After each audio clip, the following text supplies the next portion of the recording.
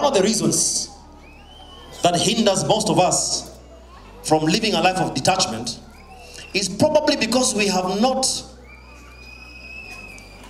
answered this question: how much is enough?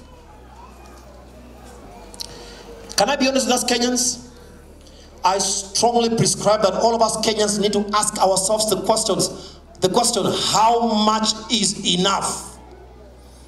I believe there are husbands and wives who need to go over lunch and ask themselves, how much is enough?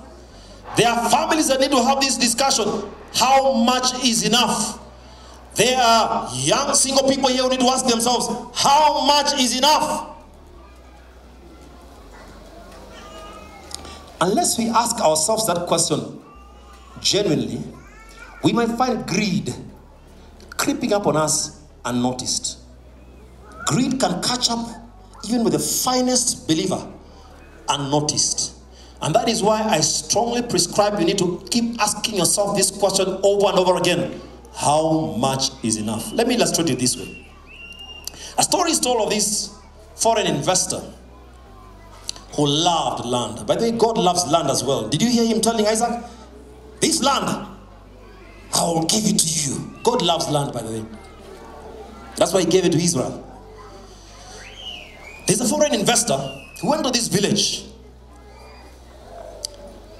and he wanted to buy land. And he was told, all this land belongs to the chief.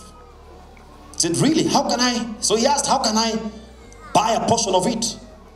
He was told, you must meet the owner, the chief. So they went to the chief in the evening.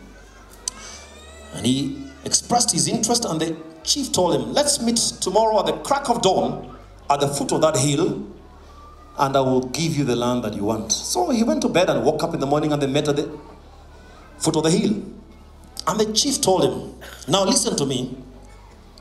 I want you to walk the breadth and the length of this land.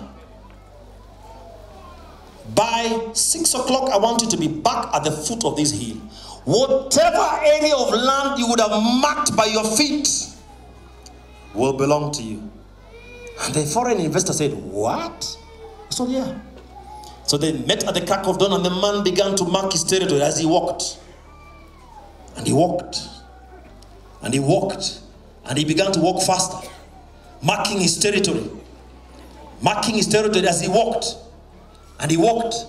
By midday, he realized the hill was far away, and he kept walking faster and faster and faster and faster.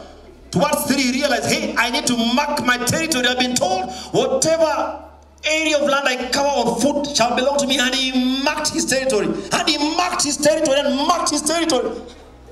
About 5 o'clock, he realized, hey, I need to get back to the foot of the hill. And he began to run. And he ran, marking his territory. By 6 o'clock, he got to the foot of the hill, having marked his territory. And he dropped and collapsed and died at the feet of the chief.